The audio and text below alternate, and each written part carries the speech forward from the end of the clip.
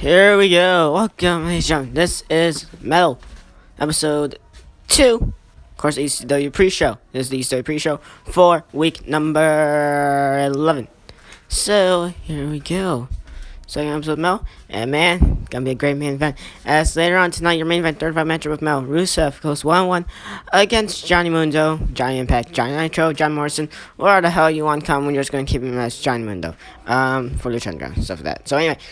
But I know we look like we're inside an underground basement with the way we have the arena set up in the parking lot. But I don't know, it's just like the arena that was already like that in exhibition mode, so then it's quickly changed it to an ECW type layout with the I don't know, the gray ropes and then the black ring apron. Just to make it feel like ECW more. So anyway, first matchup, here we go. Steve Richards against Loki. Of course, Loki, he debuted with his tag partner Christopher Daniels. So this will be his second matchup here on ECW, and it's gonna be against one half of the BWO. Steve Richards is steered there. Victory roll counter from Loki. He countered Steve Richards' own victory roll. So that was a nice little sequence right there. So ladies and gentlemen, both these men highly talented. Loki, probably the better of the two. Definitely more athletic, to say the least as well. Double hook suplex from Steve Richards nails down Loki. And now has him up, powerbomb, seated powerbomb. And Loki doesn't even feel it as he kicks up. Steve Richards answers back with another seated powerbomb. This time he sticks with it into the cover. Only a 1 count though. So far, Steve Richards, he's looking good here in this match against Loki. But Loki missed the dropkick just slightly. Steve Richards just didn't see it coming until he felt the impact off the mat below his feet and realized that Loki most likely missed him. And now Loki, he's starting to feel the pain here. He just held onto his rib for a while. So Loki definitely should not take Steve Richards should not take him lightly, because, while Richards does look like a threat, he actually kind of is, so making Loki a bigger threat, but we're just going to see if Loki could hopefully get victory here. Shall see if he could here. Well, of course, the main event, Rusev 1-1 against Johnny Mundo, so that should be a good one.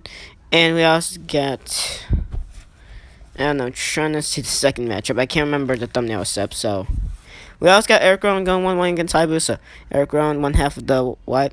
Well, not the what? No, it's just Erick Rowan. We're not gonna call him the Legend Burst, cause just the ones. Just gonna call him Eric and Rowan and Harper, I guess. He'll be facing against hayabusa. hayabusa, of course, in the tag team with Tiger Mask. They almost actually got a title shot for the ECW tag team titles.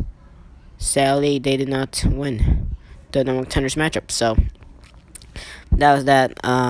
So Matt Morgan and Best still your ECW hardcore tag team champions. They've been holding those titles since week 1, so that is impressive. Probably I think it is the longest title reign. The only title that's not changed hands here in numerous mode, I believe. Yeah, these are hardcore tag titles, I believe, are the only titles that have not changed hands in numerous mode.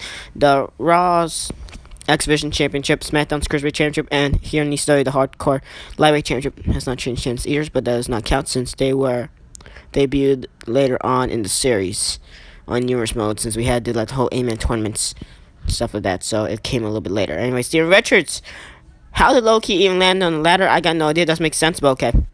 Just like landing on the outside, landing on the ladder, makes no sense, but whatever. Anyway, now Steve Richards, upper hand on Loki here. Couple chops. Loki trying to fight back here. And now Steve Richards has him.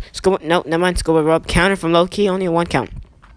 That at least going to be a 2 count. Catch Steve Richards off guard, which he mostly did.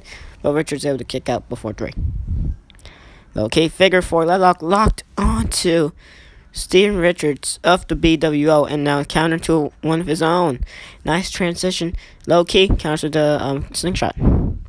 Nails the flying close. And does Loki. And now Loki, definitely a high flyer along his tag partner Christopher Daniels. So, definitely a formidable tag team here. And Steve Richards trying to hurt Crown. Nice counter from Loki into the other slingshot. And now another leaping clothesline. Loki on an absolute roll here. And now, man, both men were close to the glass. There we go. Flying clothesline. The leaping clothesline from Loki. Steve Richards goes through the glass. And Loki picks up a victory. Steve Richards going through the stretcher and the glass. Loki picking up a victory. Well, ladies and gentlemen, continuing on. Here's your whole thumbnail. I just realized that it should be focusing on the ECW metal logo, just that, but I put it for a thumbnail, so I just realized my mistake. So I'm not gonna bother to edit that out. And I'm not gonna bother to like try to put in the the regular bars and the shows like just the metal logo that I created. So not gonna do that. If it has it for the other ones, well then keep it like that. But it showed the thumbnail, and I just realized that X ain't set for a picture of the thumbnail. So that's kind of bad. But anyway, not even paying attention here. Hayabusa almost had a quick victory over Erick Rowan, but say anyway now. Erick Rowan, that shoulder breaker to Hayabusa. Hayabusa, of course, great high flyer. So basically, of course, same thing for velocity and heat. Metal just gonna be used to help out Eastern superstars that don't usually get time on shows. So like tag teams, some tag teams, since we do have a whole lot of tag teams on numerous mode, and like some other mid carders, probably even putting one main eventer in there. Like for example, we had an RVD and Sandman last week. Rusev, Mundo are more of the mid card, so. Well, RVD is more the easier hardcore lightweight contention. Sandman is more of the main event spot. Now he's more of the guy that's just there to be accurate. I guess we're not really doing that much stuff with Sandman. We did have like something with Pentagon Dark and Tommy Dreamer. So yeah. Anyway, so come back to the action. Erick Rowan simply kicking Hayabusa in the back off of the ring apron, and now he missed the elbow drop. He kind of kicked him a little bit into a pin to cover, and Erick Rowan picking up a victory after the botched elbow drop. Okay. Hayabusa not looking that formidable against Erick Rowan. So Rowan absolutely demolished him, and we're facing the thumbnail again. Okay. Hayabusa, Rusev, Erick Rowan, Loki, Steven Richards, John Morrison. Yeah, this is not going to usually happen. I just set the picture for the thumbnail, and I realized my mistakes. So and doesn't really matter. So I just don't like to set for thumbnail because it doesn't make it look like a real jump cut. Because I can't find a metal clip, or at least one that's not copyrighted. And for the Heat jump cut, it is copyrighted, which is why for the first episode of Heat, it got copyrighted, which is why for the second episode of Heat, I just put it for the logo instead of like the whole logo jump cuts with the fire effects, stuff like that. So yeah, circles and everything.